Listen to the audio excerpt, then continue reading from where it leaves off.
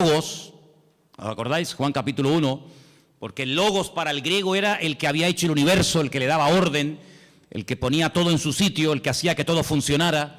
Y entonces él utiliza esa palabra que era muy conocida en el mundo de la filosofía griega y la emplea, y entonces él dice el logos, ese que ustedes llaman el logos, el creador, que no tienen ni idea de lo que están hablando, yo voy a hablar de él. Y presenta a ese logos como el creador del universo, presenta al logos como encarnado. Hoy hemos cantado una parte de una canción que hablaba acerca del verbo se hizo carne. Y vemos cómo Juan es una persona que no solamente tiene que seleccionar muy bien las palabras que va a utilizar, porque la audiencia, los lectores a los cuales va a llegar el Evangelio, son personas que no tienen mucho conocimiento de la Biblia, son gente que viene de un trasfondo pagano, de idolatría, un mundo de mitología griega. Entonces él tiene que ser muy cuidadoso en esto, sino que además tienen que tener presente, y cuando sepan esto van a entender por qué Juan utiliza tantas veces ciertas y determinadas palabras. Ya habían empezado a introducirse en las iglesias herejías, las enseñanzas de los famosos gnósticos, personas que decían Dios no pudo crear el mundo, porque el mundo, el cuerpo, la materia es malo. Por lo tanto, un Dios santo, un Dios bueno, un Dios perfecto no puede tener contacto con el hombre bajo ningún concepto, no puede tener contacto con la materia. Entonces ellos creían que había una serie de, así lo llamaban, emanaciones, ¿verdad? Y Jesucristo era una emanación de Dios que prácticamente no tenía nada que ver con Dios. Y entonces él sí, como no era divino, como no era santo, como no era Dios, como no era creador, él sí podía tener contacto con el hombre, él sí podía tener contacto con la materia, porque al fin y al cabo él no era Dios. Y eso es lo que algunos gnósticos creían. Otros creían que este mundo, que ellos consideraban que era pecaminoso, malo, el cuerpo era la cárcel del alma, pues ellos decían que este mundo fue creado por los ángeles caídos.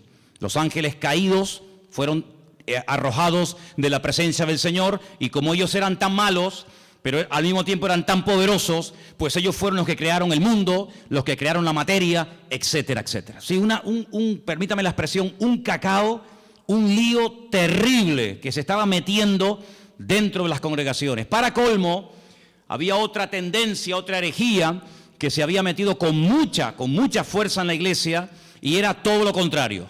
Era que Jesucristo era simplemente un hombre que había evolucionado con una serie de poderes que había ido adquiriendo con el paso del tiempo, pero no tenía nada que ver con la divinidad. Otros creían que Jesús era, como ellos llamaban literalmente, un espíritu descarnado. Un espíritu que cuando lo veías parecía un hombre, parecía un ser humano, pero en el fondo no era un ser humano.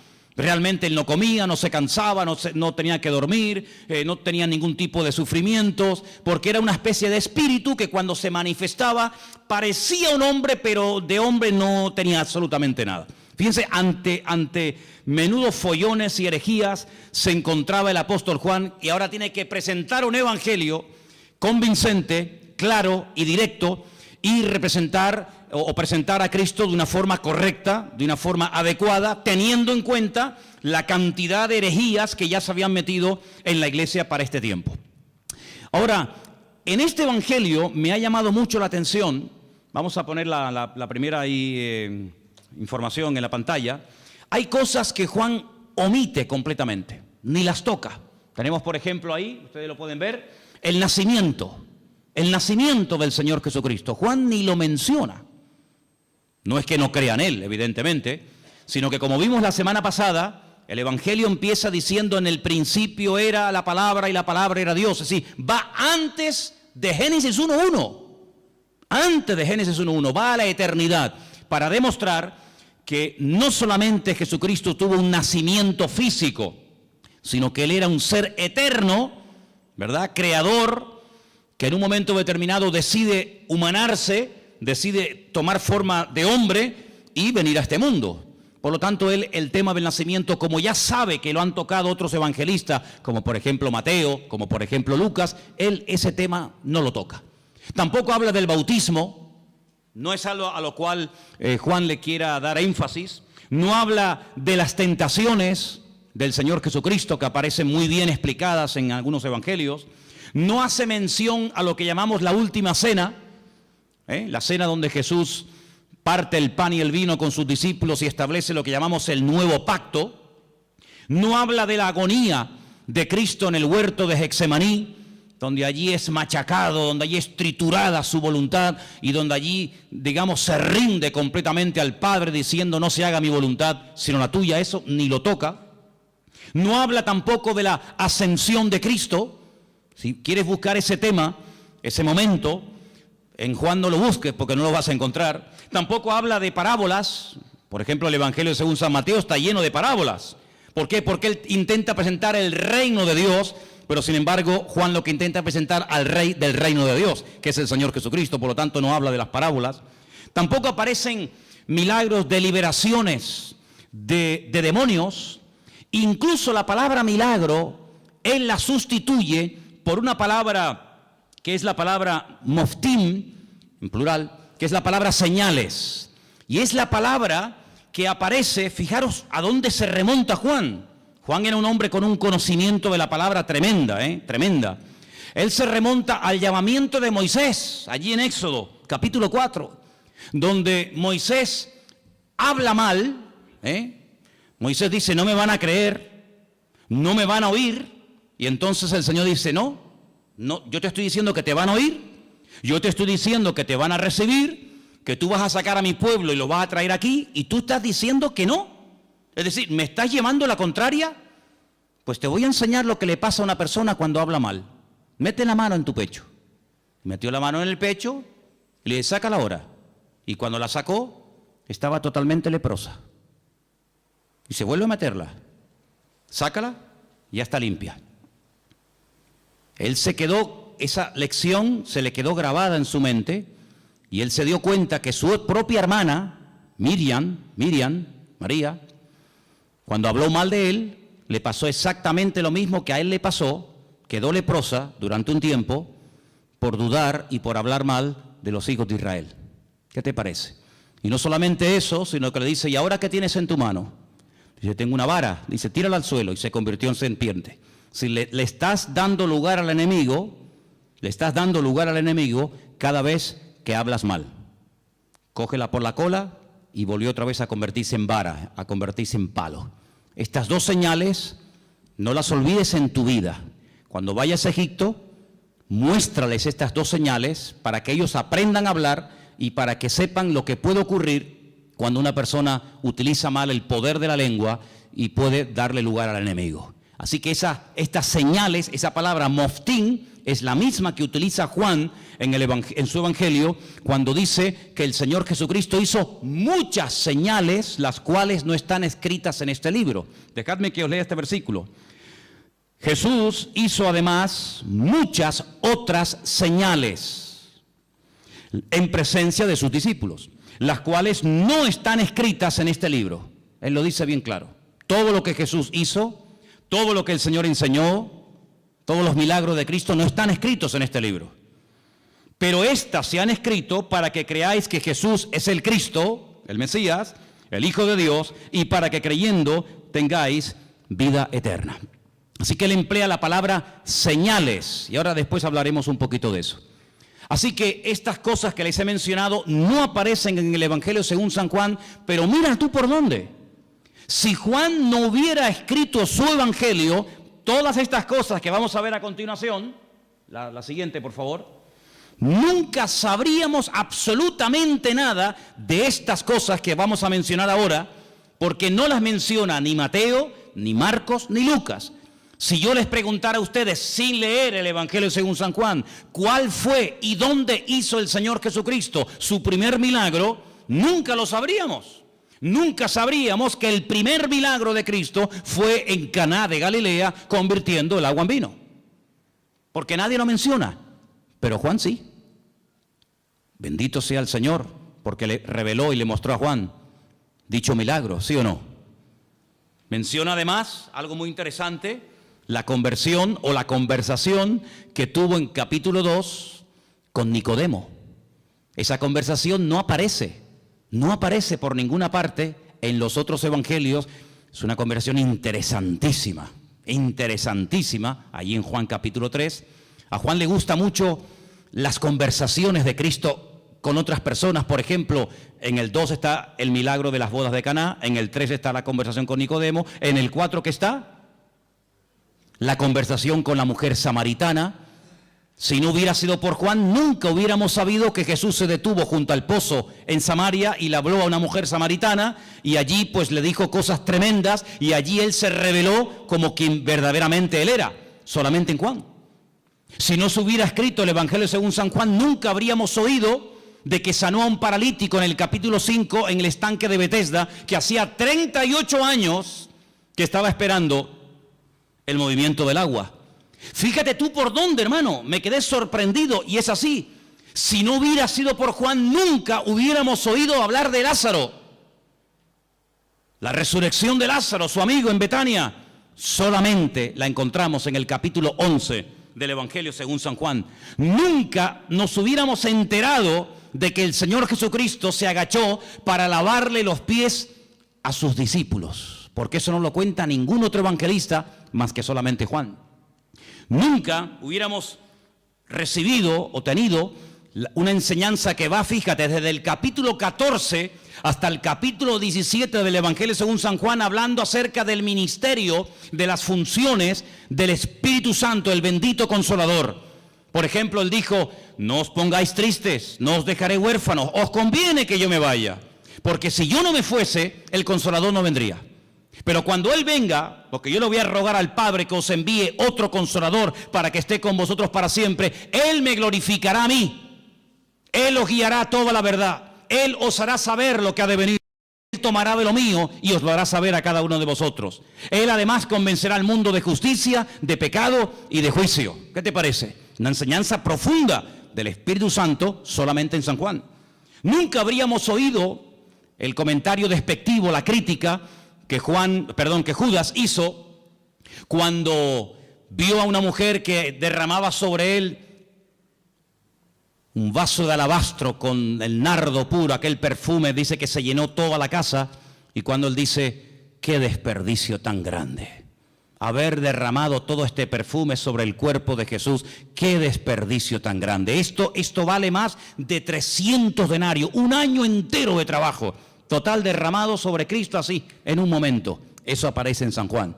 Así que es un evangelio que nos da muchísima información, pero es un evangelio diferente. ¿Por qué? No solamente porque cuenta cosas que ningún otro evangelista contó, sino que los demás evangelistas, Mateo, Marcos y Lucas, nos hablan y se centran fundamentalmente en el ministerio de Jesús en el norte del país, en lo que conocemos con el nombre de Galilea. Él se quedó a vivir durante mucho tiempo en Galilea, sobre todo en la ciudad de Capernaum, el pueblo de Naún, y los evangelios, los 3 primeros, nos cuentan lo que hacía allí, pero sin embargo Juan cambia de escenario y comienza a hablarnos de cosas que Cristo hacía en el sur del país, en Judea y sobre todo también en la ciudad de Jerusalén.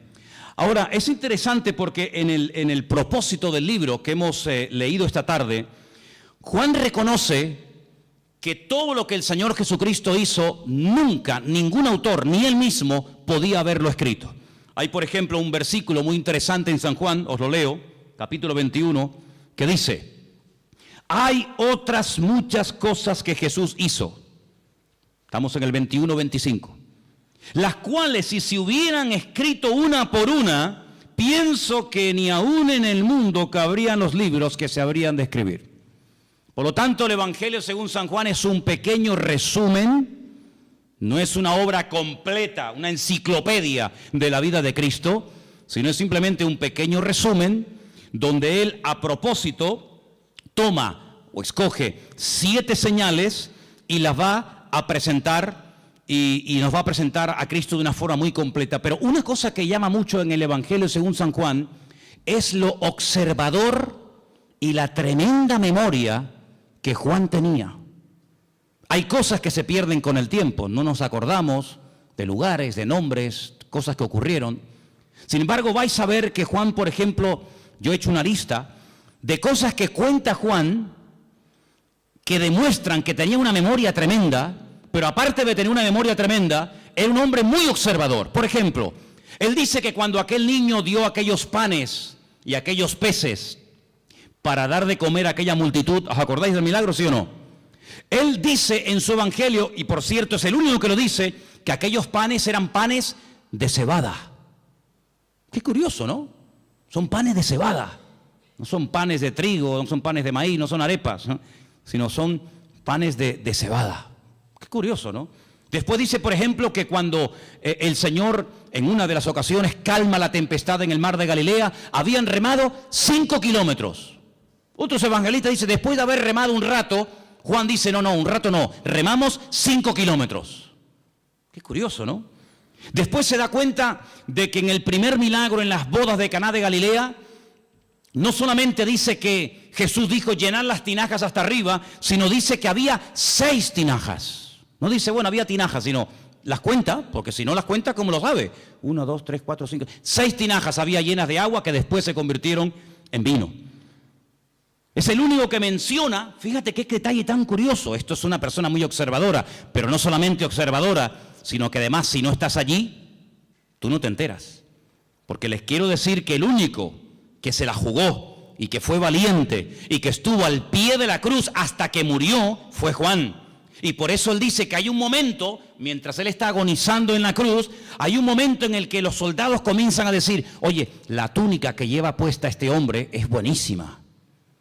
Es una pena romperla en pedazos y un trozo para ti y otro trozo para ti. ¿Por qué no nos rifamos y echamos suertes? Y dice la Biblia que echaron suertes y a uno le tocó y se la llevó. Eso solamente lo cuenta Juan, que se rifaron la ropa del Señor. Después dice que cuando se llevan a ungir a Cristo al sepulcro, algunos dicen que lo envolvieron en una sábana y ya está. Juan dice, no, lo envolvieron en una sábana y le pusieron mirra, le pusieron aloe y había 100 libras entre mirra y aloe para envolver, para ungir el cuerpo del Señor. Es el único que dice que Nicodemo se llevó el cuerpo de Cristo para ungirlo. Es el único que dice que aquella mujer que derramó el vaso de alabastro, el vaso de nardo puro sobre el cuerpo de Jesús, dice que no solamente lo derramó, sino que toda la casa olió al perfume que olía el Señor Jesucristo. Otro detalle muy interesante. Después, por ejemplo, una de las cosas muy interesantes es que él dice que el templo de Jerusalén se tardó 46 años en ser restaurado y decorado por el rey Herodes, el único que lo dice. Es el único que menciona el detalle, muy interesante por cierto, que en Juan capítulo 4 dice que los samaritanos y los judíos como que no se llevaban entre ellos. Había un pique ahí, ni los samaritanos podían ver a los judíos, ni los judíos a los samaritanos. Son detalles muy significativos de un hombre que se fija mucho. Luego, algo que me ha llamado mucho la atención del Evangelio según San Juan, es que es un hombre que menciona lugares de Jerusalén porque se ve que conoce y se sabe muy bien mover en la ciudad de Jerusalén. Por ejemplo, menciona la puerta de las ovejas, capítulo 5, verso 2. Menciona el estanque de Betesda, capítulo 5. Menciona el otro estanque que hay en la otra punta de la ciudad, el estanque de Siloé, capítulo 9. Menciona una puerta que se llama el pórtico de Salomón, donde años más tarde o tiempo más tarde iría con Pedro, y allí orarían. ¿Se acuerdan? Por el paralítico que estaba allí en la puerta del templo. Es el único que menciona el torrente de Cedrón, ese barranco que divide la ciudad del Monte de los Olivos. Él dice que el Calvario, aquel monte tenía forma de calavera, lo registra también en su libro. Es un hombre, ya digo, tremendamente observador, una persona que conoce la ciudad de Jerusalén y se mueve por ella, diríamos, como pez en el agua. Ahora, en cuanto al tema de las herejías, Juan quería dar una imagen, una visión completa del Señor Jesucristo. Porque en aquellos tiempos estaban, como dije al principio, los que creían que Él no era un hombre, sino una especie de espíritu que se aparecía en forma humana, y estaban aquellos que decían que era tan divino, que no era un hombre. Claro, ¿cómo casar, cómo unir estas dos herejías? Hermanos, a lo largo de la historia, la iglesia, el pueblo de Dios, ha tenido que enfrentarse con un montón de problemas, de todo tipo. Pero algo que el enemigo ha utilizado y seguirá utilizando hasta el final de los tiempos contra nosotros, contra el pueblo de Dios, es tratar de meter sutilmente en las congregaciones lo que llamamos o conocemos con el nombre de herejías. ¿Qué es una herejía? Bueno, vamos a definirlo de la siguiente manera. El diablo sabe perfectamente que cuando uno conoce la verdad, cuando uno tiene un encuentro con él, cuando uno conoce la verdad, pues sabe diferenciar perfectamente lo incorrecto. Ya el ejemplo que hemos puesto en otras ocasiones, aquel hombre que trabajaba en un banco manejando todo el día divisas, manejando todo tipo de monedas. Antes había más que ahora, hoy en día con el tema del euro muchas monedas no existen, pero antes cuando viajabas por Europa, cada país tenía su moneda y tenías que cambiar franco, tenías que cambiar libras, tenías que cambiar pesetas. Bueno, ya eso prácticamente ha desaparecido. Pero le preguntaron un día a un hombre que manejaba constantemente divisas. Me imagino que habrás tenido que estudiar muchísimo, ¿no? Hacer muchos cursos para diferenciar los billetes falsos de los verdaderos. Y él dijo, jamás en mi vida yo he hecho un curso para estudiar billetes falsos. Y entonces, ¿cómo sabes diferenciar uno falso de uno verdadero? Dice, porque yo he estudiado muchísimo al billete verdadero. Yo lo conozco también, su tacto, hasta cómo huele, las características del billete verdadero, lo que se tiene que ver, lo que no se tiene que ver, dónde tengo que tocar, dónde no tengo que tocar. Lo conozco tan bien que en cuanto me presentan un billete falso, digo, este es falso, este no es verdadero. Porque conozco al verdadero. Ahora, si me pongo a estudiar todo lo falso, al final sé que son falsos, pero no conozco al verdadero. Y lamentablemente vemos que hoy en día también hay gente así. Han estado un poco de tiempo en los mormones, un poco de tiempo en los Hare Krishna, un poco de tiempo en los Rosacruces, un poco de tiempo con los testigos de Jehová, un poco de tiempo con los evangelistas, un poco de tiempo con no sé quién. Al final tienen un cacao en la cabeza terrible, conocen tanto a sectas y filosofía, pero no conocen la verdad. Y Jesucristo no es uno más. Lo que Juan hace es presentar la verdad, porque él dice, la verdad os hará libres. Si yo empiezo a rebatir y a discutir y esto, no, con la discusión no llegamos a ninguna parte. Yo lo que voy a hacer es proponerme, seleccionar una serie de señales, presentaros la verdad de la forma más completa y variada y profunda posible, porque cuando lleguéis a conocer la verdad, cuando lleguéis a intimar con la verdad, os vais a dar cuenta de que lo falso ya no tiene ningún atractivo, ya no tiene ninguna tentación para vuestra vida, porque la verdad no solamente os hará libres, sino que la verdad os hará felices. ¿Cuántos dicen amén? Entonces él presenta a Cristo como la verdad y os vais a dar cuenta que la palabra verdad, verdadero, aparece así de veces en el Evangelio según San Juan. No hay una palabra que se repita más en este Evangelio como la palabra verdad o verdadero. Tengo aquí una pequeña lista, no están todos, pero para que veáis. Dice, yo soy el pan verdadero, el pan que descendió del cielo. No dice yo soy el pan. Bueno, podría decirlo, pero añade la palabra, yo soy el pan verdadero. Y entonces dice, el pan que comieron nuestros padres en el desierto, pues todos los que lo comieron murieron. Pero el que coma de mí nunca morirá. Después dice, yo soy la vid. Pero no dice solamente yo soy la vid, sino dice yo soy la vid verdadera. Juan capítulo 15, verso 1. Juan 8, 16 dice yo soy el juez, pero el juez verdadero. El juez que imparte verdaderamente justicia. Y os vais a dar cuenta de que aparece la palabra verdad por todo el Evangelio. Encontramos, por ejemplo, en Juan 14, 6, un versículo que todos conocéis de memoria, ¿sí o no? Sí. A ver, ¿qué dice Juan 14, 6? No, ese es 3:16, ese es el 3:16, el 14:6, 14:6. Yo soy el camino, yo soy la verdad y yo soy la vida. Otra vez la palabra verdad, continuamente la verdad, la verdad, la verdad, la verdad. Qué curioso que un día Pilato se le quedó mirando y le dijo, ¿y qué es la verdad? ¿Qué es la verdad? La verdad no es la iglesia evangélica, ¿sabías eso, no? La verdad no es una secta, una religión. La verdad se llama Jesucristo. La verdad se llama Jesucristo. Y teniendo al Señor, podemos discernir entre la verdad y la mentira. Hay algunas congregaciones donde tal vez enseñan cosas que no son 100% verdad. Por eso el Señor quiere que escudriñemos la verdad, que leamos la Biblia, para que sepamos discernir y sepamos separar lo falso de lo verdadero. El apóstol Pablo le decía a Timoteo, quiero que sepas esto y lo tengas bien presente en tu vida, que dice el Espíritu de Dios que en los últimos tiempos, y lo dice claramente el Espíritu Santo, se meterán dentro de las congregaciones herejías, falsas doctrinas, doctrinas de demonios, que parecerán muy bonitas y muy atractivas, Pero para eso tenemos la palabra, para comprobar en todo momento si lo que en mi iglesia se está predicando es la verdad. Y el día que aquí no se predique la verdad, levántese y váyase. No se quede por amor a mí, no se quede por amor a los niños, no se quede por cariño a la hermana o al hermano tal. No, no, aquí no estamos para vernos las caras, aquí estamos para crecer y conocer y profundizar en la verdad, porque la verdad es la que nos hace libres. Y si se predica la mentira, pues lo lamento mucho, y aquí no quiero estar ni un minuto de mi tiempo, porque la mentira esclaviza, la mentira es un veneno que le abrimos la puerta y va contaminando nuestra vida. Por lo tanto, compruebe siempre, traiga la Biblia a la iglesia, tome apuntes, escuche los mensajes, y si comprueba que algo no ha sido correcto, que le están enseñando mentira, que le están manipulando la escritura, no haga caso, sea selectivo en esto. Jesucristo vino para darnos la verdad, para abrir nuestros ojos, y la verdad se puede comprobar, no solamente experimentar, se puede comprobar, y la misma Biblia que yo uso para predicar aquí en el púlpito, la tiene usted. Léala, escudriñela, memorízala, y si ve que no coincide con la verdad, aquí tu tiempo se ha terminado, amigo. Estamos en este lugar para crecer en la verdad. ¿Cuántos dicen amén?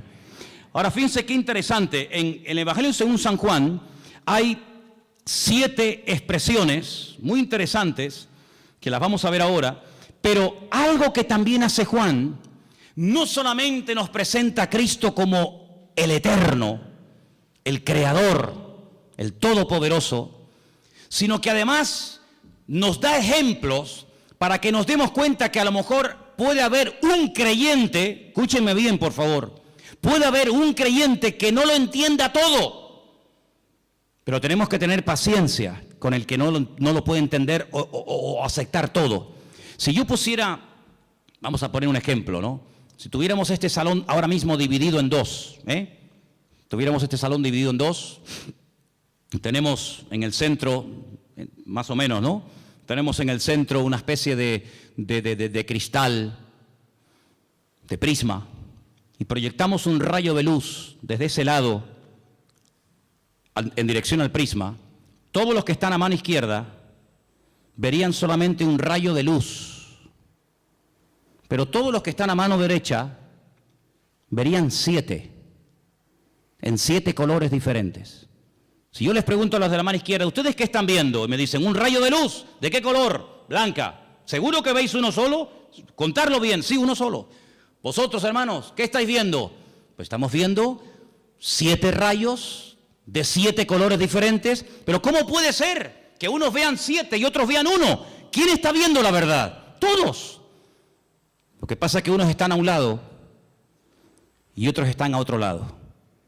Y estos, por estar en un lado, ven más que los que están en otra parte. ¿En qué lado te encuentras de tu relación con el Señor? Hay gente que no ve más allá de lo que ven sus ojos, y por eso se hunden. Por eso se desaniman, porque no ven más allá.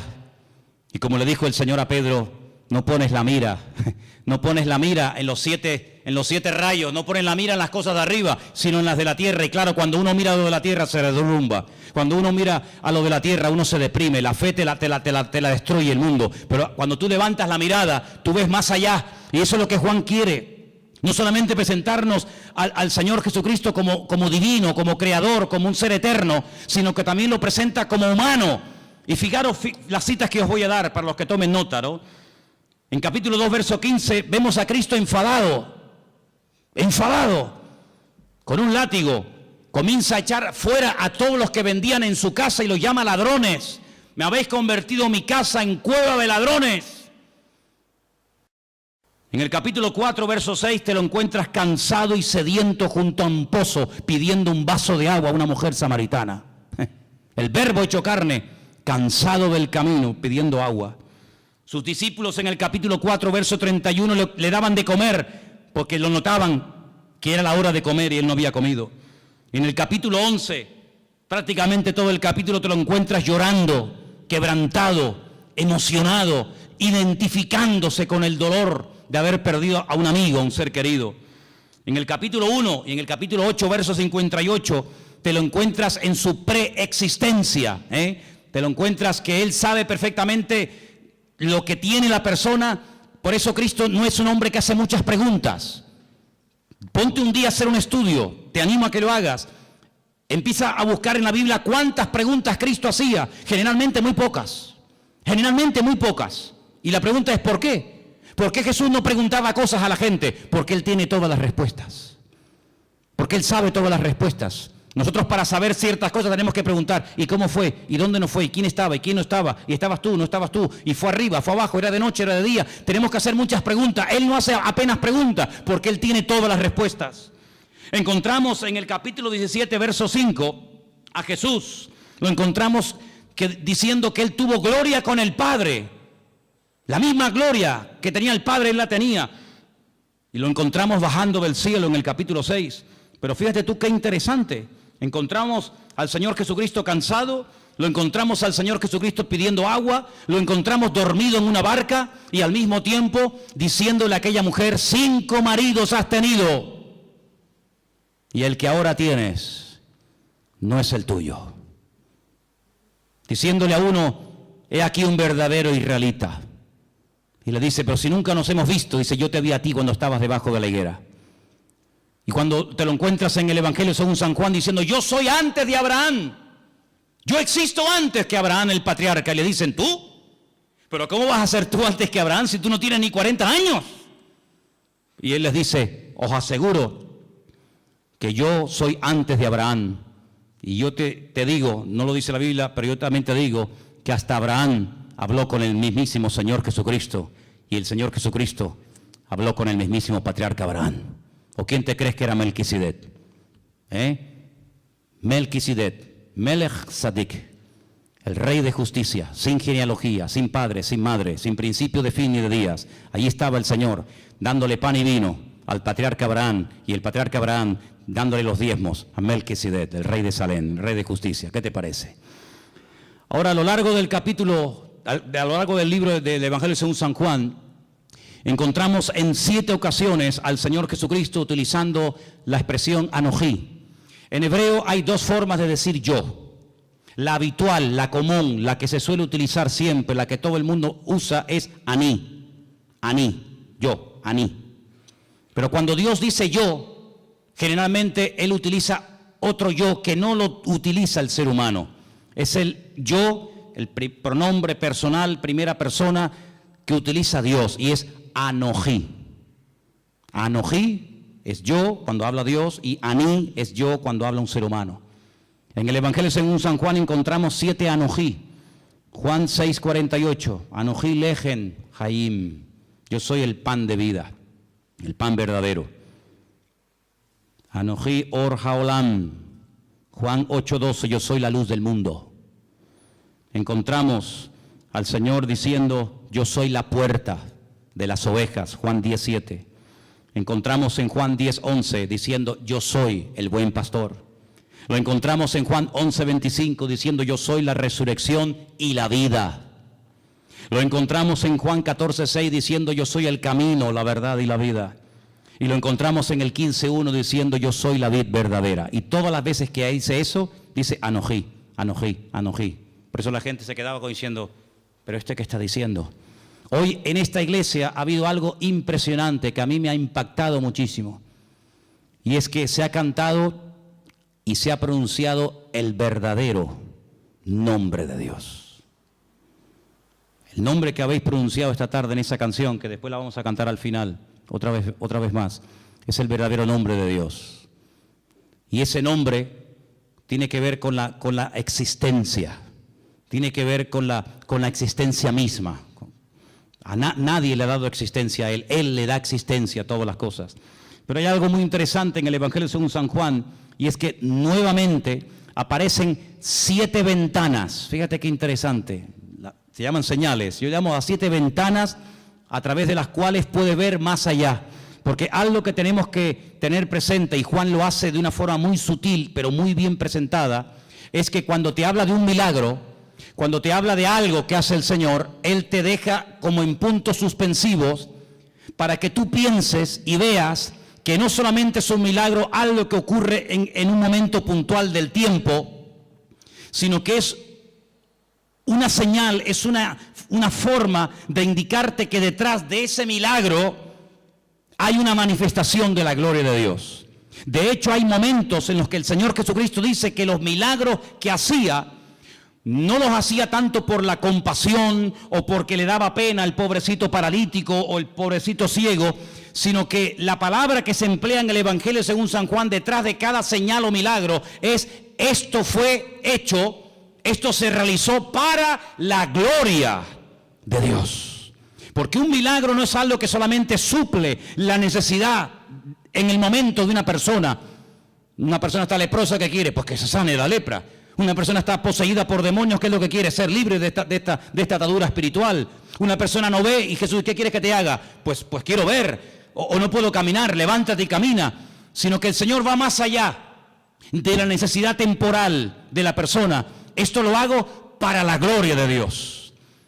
Cuando lo dicen los discípulos en Juan capítulo 9, ¿y este hombre que no tiene ni ojos, que están huecas las cuencas, no tiene el globo ocular, este hombre, esto es algo terrible. Esto no es normal que una persona nazca con las cuencas de los ojos vacías. El padre tuvo que cometer un pecado terrible, ¿no? Y este es el castigo de Dios, o él mismo. Y Jesús le dijo: ni una cosa ni otra. Este hombre nació así, sin posibilidad de ver. Si a este hombre, ni operándolo, el mejor oftalmólogo del mundo no podría devolverle la vista a este hombre, porque este hombre no tiene globo ocular, está hueca, no tiene nada. Yo solamente he visto a un hombre en toda mi vida así. Ciegos hemos visto todos y de vez en cuando pues vemos a algún ciego, pero solamente vi a un hombre en la puerta de Damasco en Jerusalén hace unos cuantos años atrás. Lo vi y me llamó tanto la atención porque tenía la cuenca de los ojos hueca, vacía, no tenía el globo ocular. Así era el problema de este hombre. Y los discípulos nunca habían visto algo semejante. Le dicen: pero ¿qué pecado terrible tuvo que cometer sus antepasados o él para nacer así? Y Jesús dijo: no, ¿sabes por qué este hombre ha nacido así? Ya estamos buscando siempre, perdonen, las cuatro patas a los gastos, ¿no? Que si una maldición, que si un trabajo de hechicería, que si el pecado del abuelo, que si una maldición hereditaria. No, mira, quítense todo ese rollo de la cabeza. ¿Saben? Les voy a decir la verdad. ¿Saben por qué este hombre nació así? Para que se manifieste hoy delante de todos ustedes la gloria de Dios. Entonces, ¿qué hace el Creador? ¿Qué hace el Señor? Coge barro, le hace el globo ocular, como una albondiguilla, ¿no? Se la pone en los ojos y le dice: vete a lavarte al estanque de Siloé, que está en la otra punta, allí bajando el torrente de Cedrón. Vete allá a lavarte. El pobrecito va calladito, sin protestar, humilde. Cuando llega al estanque de Siloé, el hombre se quita el barro de los ojos y vuelve viendo. Y los judíos le dicen: pero tú no puedes hacer eso, hoy es Shabbat, no se puede quebrantar el Shabbat. Y dice: ¿cómo que no? El que me dijo, el que me untó los ojos con barro, él fue el que me dio la orden, discutan con él si quieren. Ese hombre es un pecador, le dicen, es un pecador. ¿Un pecador? Pues menudo pecador, porque ustedes, siendo tan santos y tan religiosos, nunca me solucionaron mi problema, y este que ustedes dicen que es un pecador me ha mandado a lavarme al estanque de Siloé y regreso viendo. Y nunca, le dice el ciego a estos religiosos, nunca se ha oído en la historia, y se ve que conoce la Biblia, nunca se ha oído en la historia que un pecador, que un hombre malo le haya dado la vista a un ciego. Y además solamente os digo algo, yo solamente sé que antes era un ciego y que ahora veo. Y llaman a los padres y entrevistan a los padres, le dicen: ¿este es vuestro hijo? Dice: sí. Dice: ¿cómo recobró la vista? Y los padres dicen: no sé, pregúntenle a él tiene edad suficiente, tiene 40 años, pregúntenle a él. Y ahí empieza un tira y una floja, que si sí, que si no, que si se puede, que si no se puede. Hermano, el cumplimiento de un mandamiento no evita o no nos impide que cumplamos otros. Si yo, por cumplir con un mandamiento, me olvido de que la Biblia no solamente tiene uno, sino tiene cientos de mandamientos, estoy cometiendo una gravísima equivocación. Estoy haciendo un sobreénfasis sobre algo que ni siquiera prohíbe la Biblia. Y este hombre al final, con un humor tremendo, le dice: ¿será que me estáis preguntando tantas cosas porque también ustedes se quieren convertir en discípulos de él? Y le dicen: Nosotros no tenemos necesidad de convertirnos ni ser discípulos de nadie. Y lo echaron de la sinagoga, dice la Biblia. Lo echaron. Claro, cada vez que lo veían en el culto, amigo, era un testimonio. Y Jesús se lo encuentra al día siguiente, le dice, ¿qué te pasó? Y le dice que me echaron de la sinagoga. No me dejan congregarme. Se enfadaron contigo. Y le dice Jesús, ¿tú crees en el Hijo del Hombre? ¿Tú crees en el Mesías? Dice, ¿y quién es ese? Dice, yo, el que estoy hablando contigo. Dice, claro, Señor, ¿cómo no voy a creer en ti? Increíble, ¿eh? Todo esto lo cuenta San Juan. Si no fuera por este hombre, si no fuera por este evangelio, nos hubiéramos perdido cosas tremendas. Pero sobre todo algo que me llama la atención, que yo creo que Juan lo hizo a propósito. Lo dejó para el final, y quiero que lo leamos en esta tarde. Es el capítulo 21, donde se produce algo que ni Mateo, ni Marcos, ni Lucas jamás contaron. Yo no sé si les dio vergüenza o por respeto, no lo sé, pero nunca fueron capaces de tocar este tema. Pero otra vez encontramos una característica típica del Evangelio según San Juan, y son las conversaciones que tiene con distintas personas. Lo vimos hablando con la samaritana, lo vimos hablando con Nicodemo, y ahora vamos a ver a Jesús en el capítulo 21, casi al final del libro, hablando con un discípulo. Capítulo 21, Jesús se aparece a sus discípulos. Qué interesante. Después de esto, Jesús se manifestó otra vez a sus discípulos junto al mar de Tiberias, y se manifestó de esta manera. Qué interesante, ¿no? Estaban juntos, cuenten, Simón Pedro, Tomás el Didimo. ¿Qué significa el Didimo? ¿O el Dídimo? ¿Qué significa? Significa el gemelo. Tomás era hermano gemelo de otro. Natanael, el que era de Caná de Galilea. Los hijos de Zebedeo, hijos, hablan plural. ¿Quiénes eran? Juan y Santiago. Y otros dos de sus discípulos. Simón Pedro les dijo, voy a pescar. Ellos le dijeron, vamos también nosotros contigo. Fueron y entraron en una barca, y aquella noche no pescaron nada. Nada. Toda la noche, para arriba, para abajo, echa la red aquí, echa la red, nada.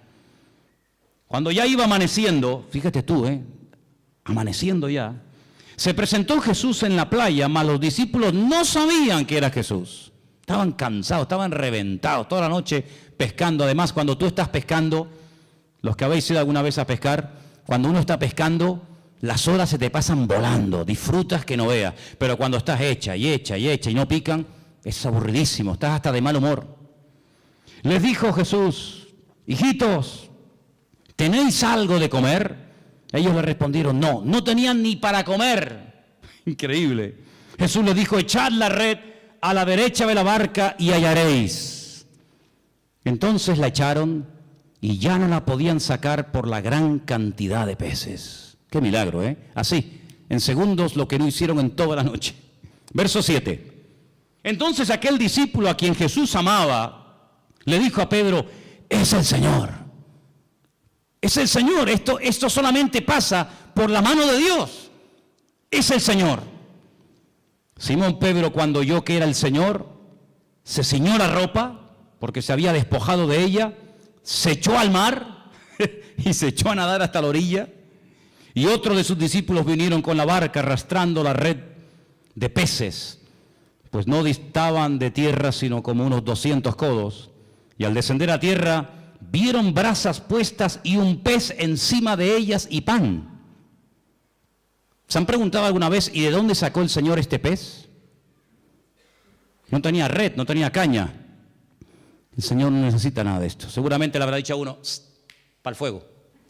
Y hace, no hay problema. Jesús le dijo, traed de los peces que acabáis de pescar. Y fíjate qué curioso, otra vez lo que dije al principio, qué observador es este hombre.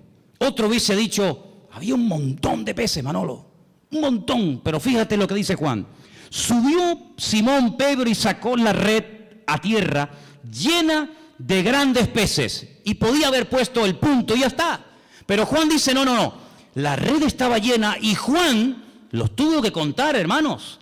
Tuvo que fijarse, porque si no, o esto es una mentira, o de dónde sacó este dato. Es que él estaba allí, y él dice, la red estaba llena, pero había 153. Y aún siendo tantos, la red no se rompió. Recuerda que el versículo 11 dice grandes peces. Grandes peces, 153.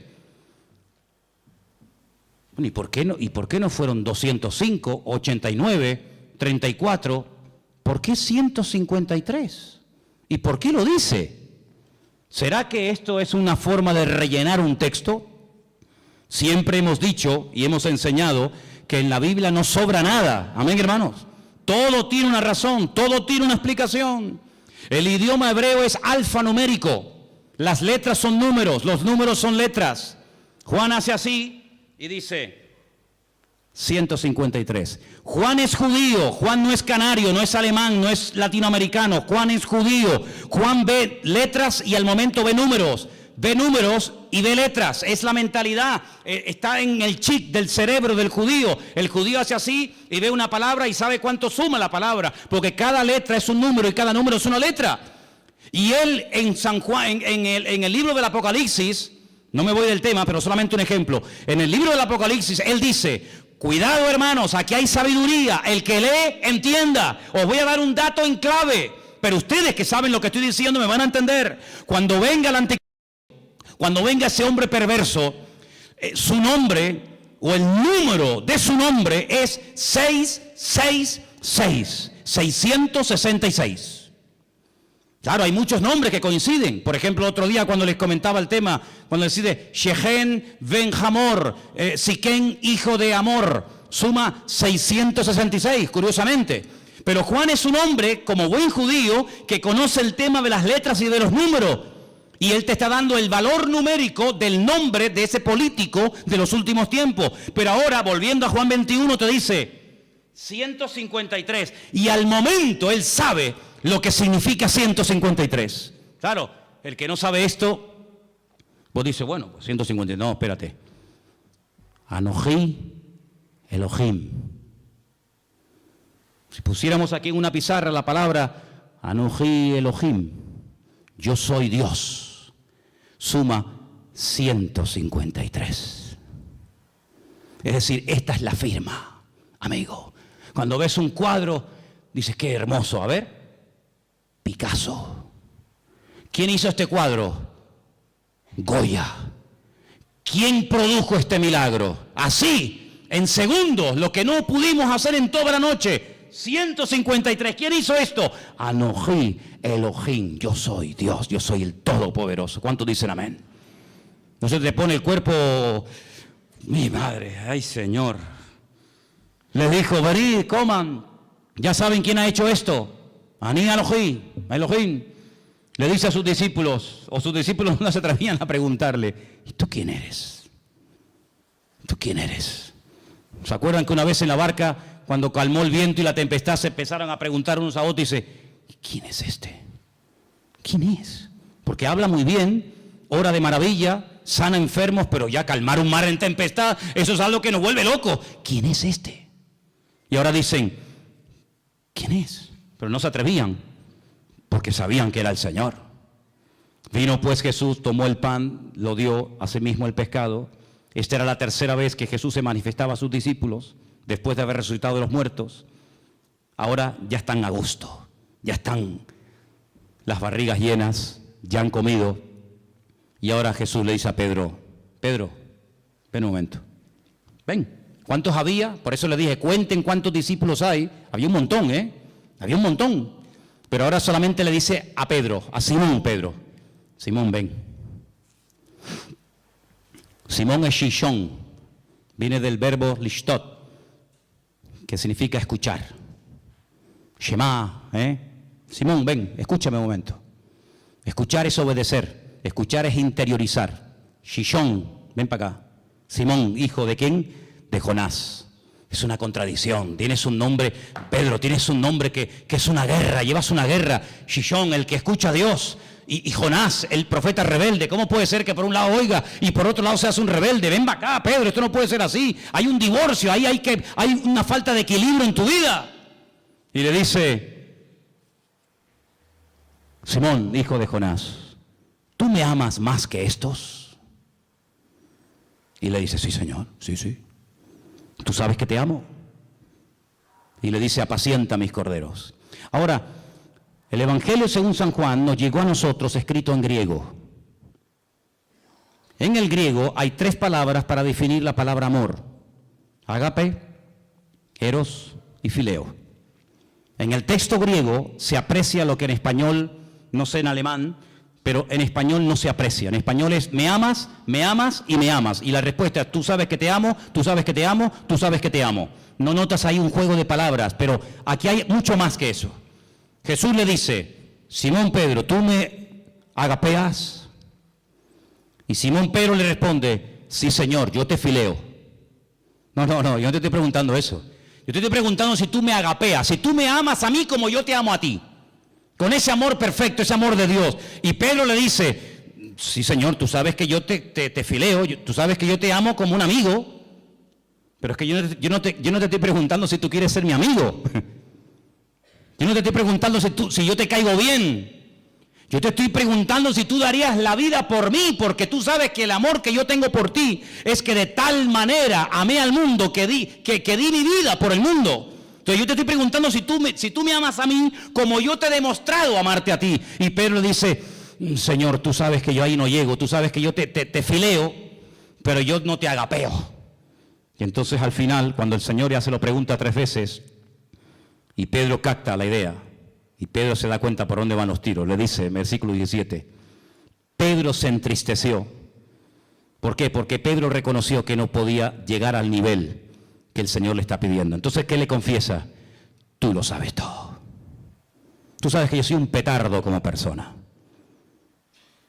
Yo he fallado, he metido la pata.